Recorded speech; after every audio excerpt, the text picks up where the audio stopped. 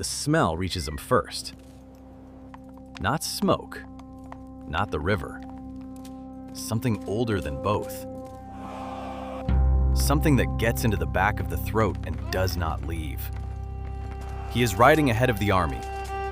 Scout position, routine. The plain outside the city is flat and open. It should be empty. It is not empty. The stakes stretch to the horizon. Not a line, not a row, a field, 1 mile across, of upright wooden poles driven into the earth. Each one bearing weight, each one at a different height.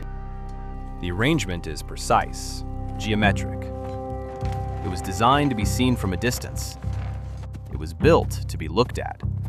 The birds do not scatter when the horse approaches. They are not frightened, they are busy. The horse stops without being commanded to stop. The scout does not speak. He does not take notes. He does not reach for anything. He turns the horse around. He does not need to deliver a report. The general will see it for himself in approximately 10 minutes. The man who built that field ruled a principality smaller than the state of Connecticut. He had no standing army, no powerful allies, no treasury worth the name. He faced the Conqueror of Constantinople with 24,000 men. The Sultan retreated. This is the story of how and what it cost. In 1431, King Sigismund of Hungary inducted a Wallachian prince into a chivalric order called the Order of the Dragon, created to defend Christian Europe against the Ottoman advance pushing north from the Balkans. The induction came with a title. The prince's name was Vlad II, and from that day forward, he was known as Dracula, from the old Romanian Drac, meaning dragon. It also means devil. Both translations were current, both were used. The ambiguity was not accidental. His son inherited the name as a patronymic, Dracula, son of the dragon, son of the devil. The third Wallachian prince to carry the name Vlad, and the only one history would not forget. In 1890, a British author named Bram Stoker sits in the reading room of the British Museum, researching a novel about a Transylvanian count with a castle, an appetite, and a very long life. He finds a line in A History of Wallachia by the diplomat William Wilkinson, published in 1820. The line reads, "Dracula, in the Wallachian language, means devil." Stoker borrows the name, the geography, the idea of a warrior prince who does not stay dead. He borrows almost nothing else.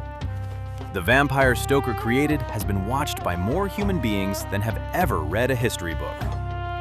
The man behind the name was considerably worse, and considerably more interesting than any vampire. To understand what Vlad III became, you must first understand what was done to him. In 1442, Vlad's father, caught between the Kingdom of Hungary to the north and the Ottoman Empire to the south, playing both against the other in the way that small principalities survive, is required to demonstrate loyalty to the Ottoman Sultan. The demonstration takes the form of his children. Vlad is 11 years old. His younger brother Radu is 7. They are sent to the Ottoman court as hostages. The terms are simple. If their father betrays the Sultan, his sons will be executed. They spend 6 years there, 6 years inside the court of the most powerful empire in the world. Educated in Ottoman military tactics, languages, administration. Watched, controlled. They are treated well enough to remain useful, and no better than that. Radu adapts. He learns the court, its language, its logic. He befriends the Sultan's son, the young man who will one day become Mehmed II. He converts in everything but name. He will spend the rest of his life as an Ottoman ally and eventually rule Wallachia itself, with Ottoman backing as his brother's primary political enemy. Vlad does not adapt. Contemporary accounts describe him as resistant, difficult, punished regularly for insubordination. He watches the Ottoman system from inside, how it uses fear, how it manufactures loyalty, how it disposes of those who have outlived their usefulness. He watches it absorb his brother. He watches it absorb everyone around him. He does not let it absorb him. 6 years inside the Ottoman Empire as a child. 6 years resisting everything it tried to teach him about submission. Then, in 1447, news arrives from Wallachia. His father, ambushed by the Wallachian boyar nobility, allied with the Hungarian governor John Hunyadi, dead.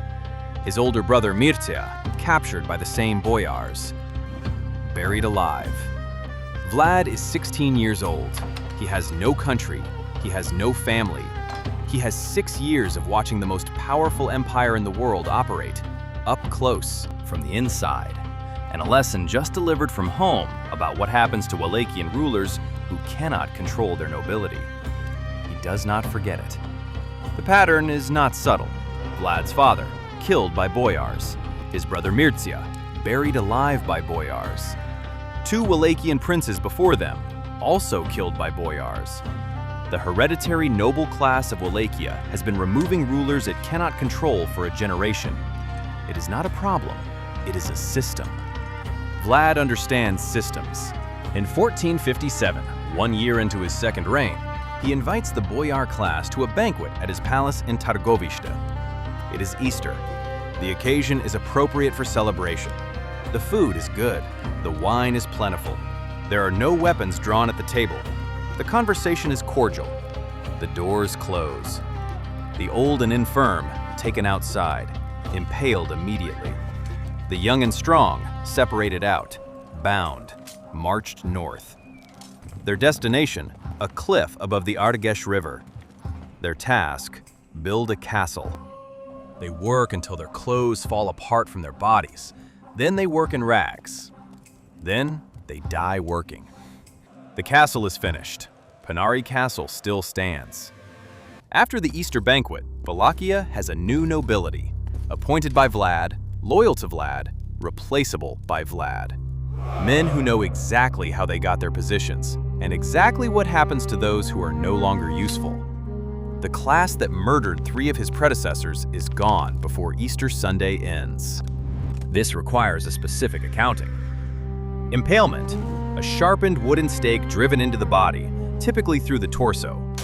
The entry point and angle are chosen deliberately to avoid immediate vital organs. The objective is not to kill quickly. The objective is to keep the victim alive on the stake for as long as possible, hours, in calibrated cases, sometimes days. Vlad's executioners were skilled at this calibration. Different entry points produce different dying times. This was a craft. After impalement, the stakes are raised upright. The body is displayed at height. In large-scale executions, the stakes are arranged in geometric patterns, concentric circles, grids. The height of the stake corresponds to the rank of the victim. Higher rank, higher stake. The arrangement communicates a message. It is intended to be read from a distance by people who have not yet arrived. In the 1460s, German printers began circulating pamphlets about the Wallachian prince, woodcut illustrations, detailed accounts. These pamphlets circulate across the Holy Roman Empire the way news spreads, through merchants, through clergy, through anyone who moves between cities. They are among the earliest examples of mass-printed atrocity propaganda in European history. They describe Vlad eating his dinner among the impaled, dipping his bread in their blood, using the field as a dining room. Whether that last detail is true is unverifiable. The impaling itself is documented by Ottoman sources, by Saxon sources, by papal sources, by Wallachian sources. 4 enemies, 4 independent accounts, 1 conclusion. By 1461, Vlad has stopped paying the annual tribute to the Ottoman Empire, 10,000 gold ducats, that keeps Wallachia technically sovereign and functionally a client state. Then he crosses the Danube and begins raiding south into Ottoman territory. What follows is a winter campaign that produces a specific number, 23,000 Ottoman soldiers and civilians killed in a matter of months. He sends the impaled heads, noses, and ears north to King Matthias Corvinus of Hungary as proof of the campaign's scope, along with a letter listing the casualties itemized by rank. Not a report, an invoice. Sultan Mehmed II, the man who took Constantinople in 1453, who broke the walls of a city that had stood for 1,000 years in 53 days, who had never lost a significant campaign, mobilizes an army estimated at 60,000 to 90,000 soldiers and crosses the Danube into Wallachia in June 1462. He brings his Grand Vizier, he brings his artillery, he brings a force that has consumed every army it has faced for a decade. Vlad has perhaps 24,000 men. He does not meet Mehmed in a pitched battle. He retreats, and as he retreats, he burns his own crops, poisons his own wells, drives his livestock north, out of reach. He does something else, too, documented in Ottoman sources as deliberate. He sends his sick, his diseased, his infected citizens south toward the Ottoman army, not as refugees, as weapons. The first recorded attempt at biological warfare in this part of the world. Then, on the night of June 17, 1462, Vlad leads 7,000 to 10,000 horsemen directly into the Ottoman camp, in darkness, in silence, with one objective: find Mehmed and kill him personally. The camp is vast. The cavalry moves through it in darkness. He gets close, the bodyguard holds, Vlad withdraws before dawn. Mehmed is alive. Shaken by the accounts, but alive. The night attack is not the thing that stops him. The thing that stops him is what his army finds when it approaches the city of Targovishte the following morning. The plain outside the city, 1 square mile of flat, open ground, 23,844 stakes driven into the earth, each stake bearing a body. Ottoman soldiers and captives from previous campaigns, arranged by rank, by height. The field has been there long enough that the smell crosses the entire plain. The birds do not scatter when 60,000 soldiers approach. They are not frightened, they are busy. The Ottoman chronicler Tursun Beg records what happens next. The Sultan, Conqueror of Constantinople, looks at the field and is struck still. The word Tursun Beg uses suggests something closer to paralysis than surprise. Mehmed looks at 23,844 bodies, arranged in geometric patterns across a square mile of Wallachian plain, and he speaks. His words, as recorded: "A man who can do this to his own enemies deserves to rule the world." Then he orders the retreat. He leaves a force behind, his brother-in-law in command, with instructions to install Vlad's brother Radu as the new ruler of Wallachia. Returns to Constantinople.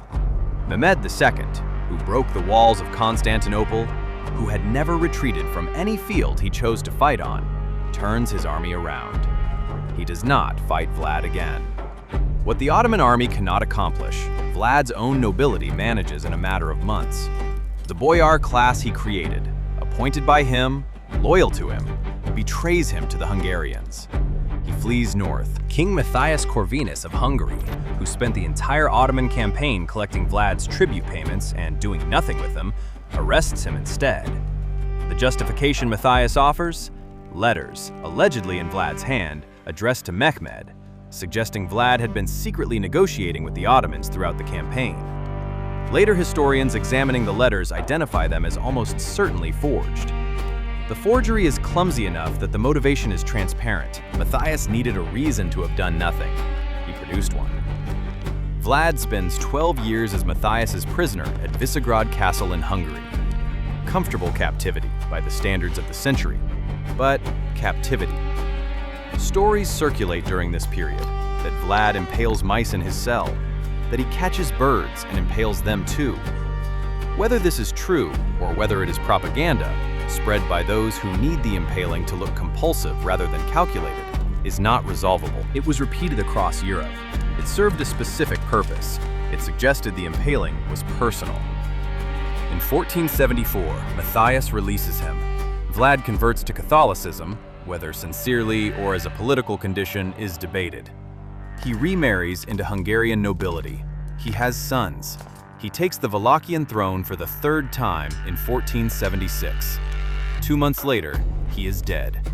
Battle or assassination, the exact circumstances remain unclear. He is approximately 45 years old. His head is sent to Constantinople. Mehmed has it displayed on a spike.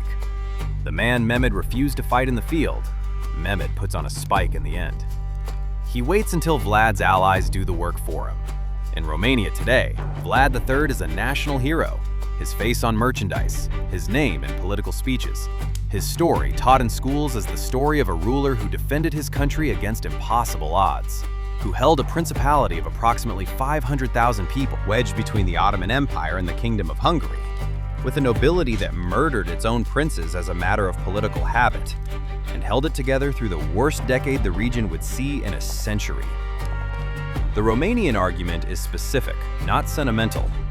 Wallachia had no standing army, no defensible geography, no powerful patron. The principality survived the 1460s because one ruler made himself into a weapon that the most powerful military force in Europe chose not to engage directly. The cost of that choice is documented. The result of the choice is also documented. Wallachia existed in 1476. It had not been absorbed. It had not been converted to a province. The method was the impaling. The outcome was survival. The German and Ottoman documentation is equally specific. Up to 100,000 people killed during a reign of 6 years, and the sources are not partisan. They include civilians, women, children.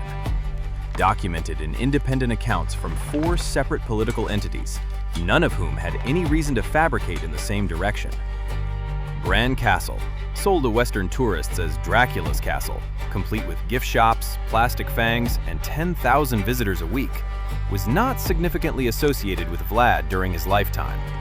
The castle Vlad actually used, actually built, actually fled from when his own boyars betrayed him, stands 40 kilometers to the south.